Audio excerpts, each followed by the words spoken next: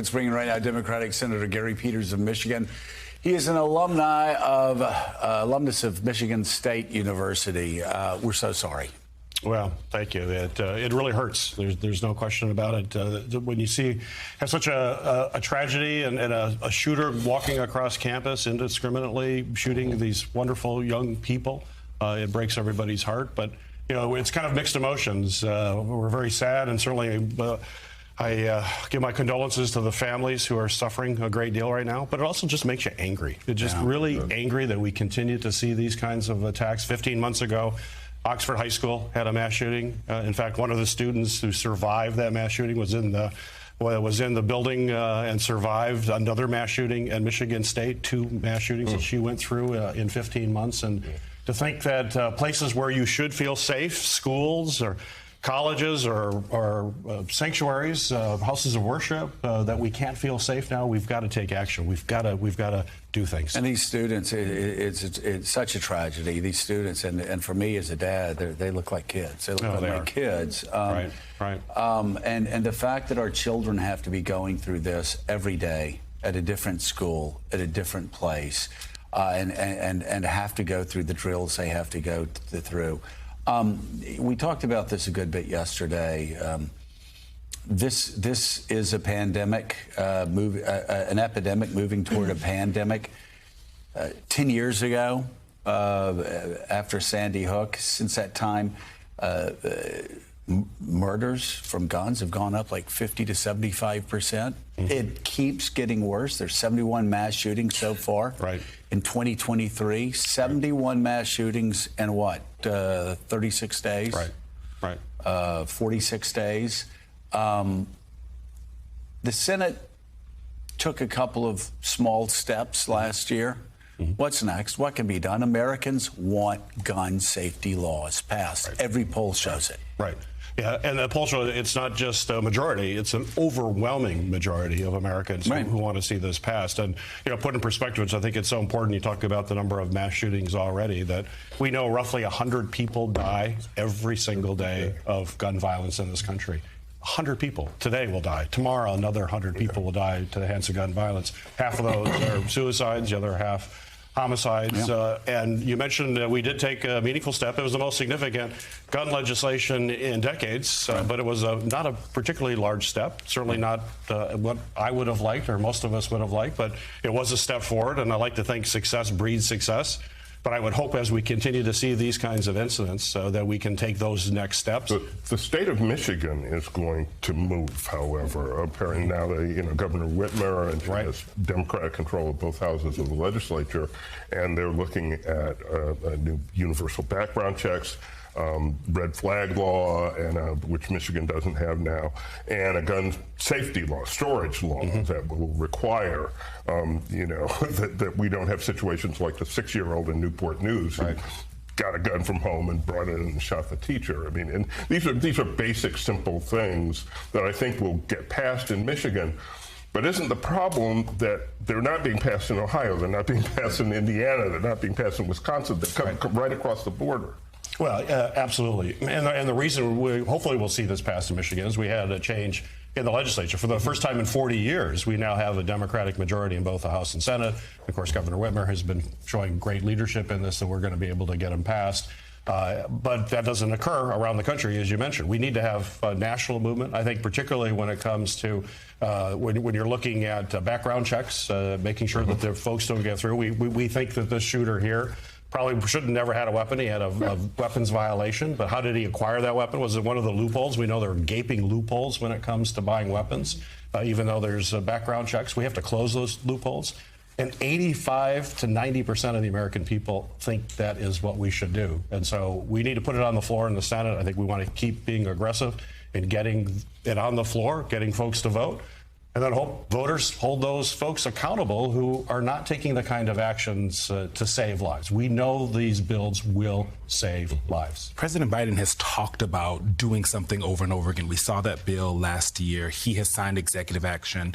But gun safety groups have said to him, we want more, we want to see more. Do you want to see more from President Biden on executive orders, other actions that he can do from the Oval Office? Because it doesn't seem like things are going to move forward in Congress anymore. Well, I certainly want to see more action. And whatever he can do, certainly, and I think he wants to do that, and he'll take those kinds of actions. But we're going to keep obviously pressing that to happen. But I hope we can do this legislatively as well, and continue to put pressure on folks to do what the American people believe is long overdue, which is just putting common sense gun safety. I'm a gun owner. I enjoy hunting, but common sense things like having background checks, having safety locks on your weapons, red flag. By the way, isn't that the crazy thing that gun owners? I'm a gun owner. Right. Have more than one. Gun owners, gun shop owners, people that are around guns the most, that hunt, whose fathers took them out hunting when they were, 6, 7 years old for the first time.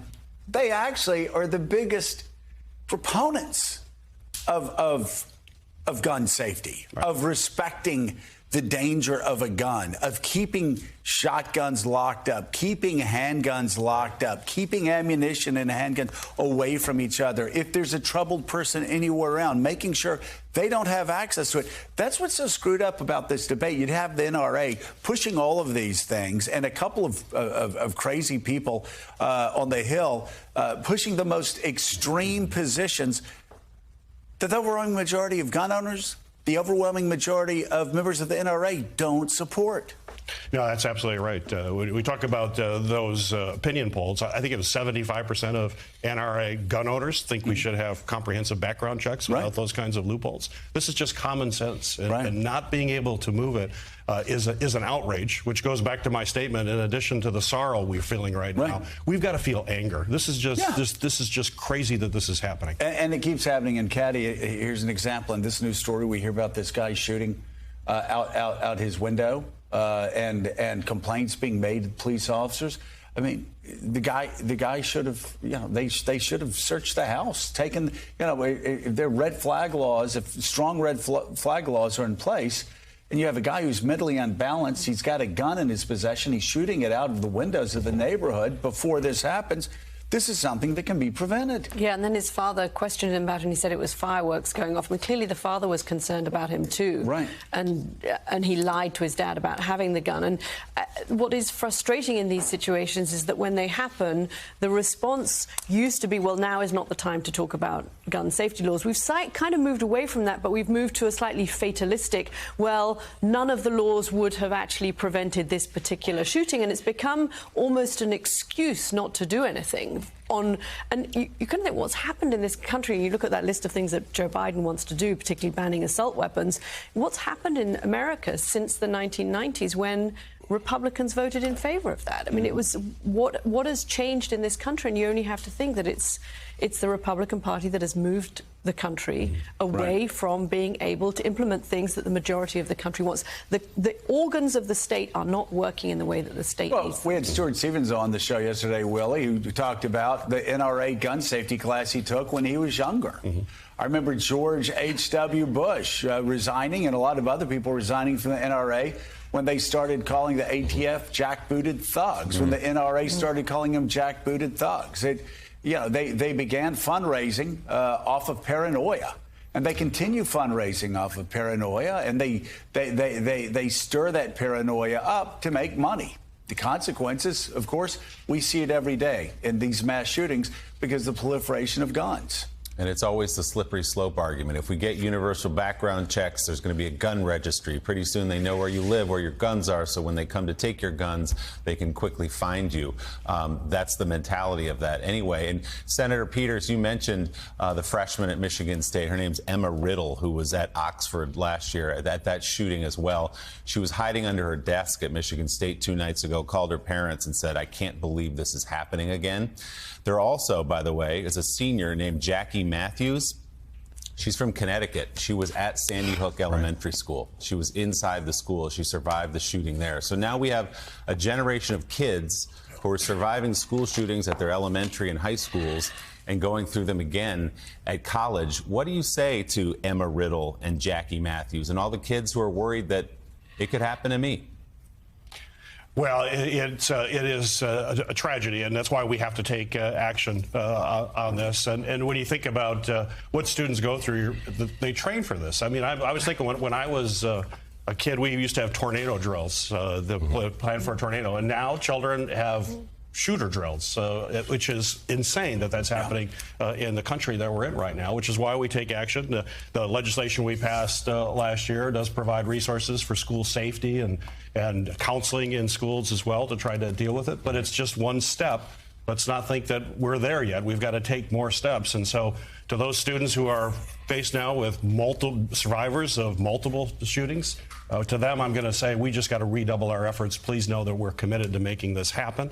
We've got to get more folks on board. We got to get those majorities. We got to get our Republican colleagues to actually step up and do what is the right thing instead of the politics they're playing. No. And when that happens, hopefully our students don't have to be fearful every time they walk into school, or at least always have that situational awareness that they've been trained to have. And Joe, one of the things that gun safety groups have been saying for years is they were hoping, as the NRA was dealing with scandal after scandal, that they would lose some of the hold that they had over the Republican Party and members of Congress up here. And that hasn't happened. And so they are feeling dejected, right? They are feeling, of these gun safety advocates, like, we really thought this was going to be the moment where this was going to happen. We thought if the NRA had less power, if they had less influence, that would happen. But it is such a part, as Katie was saying, of the Republican Party. It's not about hunting and all of that kind of stuff right now. Now it is tied to, you can't take what I want away from me. Right. I want guns, that's it. Freedom. It's this this hyper individualism that has just exploded over the past 20 years. Give me every right imaginable. Give me no responsibilities. I don't care. What happens to my neighbor? I don't care what happens in my community. I don't care about anything but what I think I'm owed. And that's, of course, again, how the NRA fundraises. It's how gun groups fundraise. They generate. I must say, though, as this continues to tick up, you're seeing movement in polling, and you're also seeing around election time money. A lot more money going for people that are going to support gun safety. And this is the NRA, of course, in part because they spend all their money on their board members stealing money allegedly from the NRA. Right. But they're not the only game in town now. Right. There's money that actually is supporting candidates who support gun safety. Senator Gary Peters of Michigan, thank you so much. We greatly appreciate it.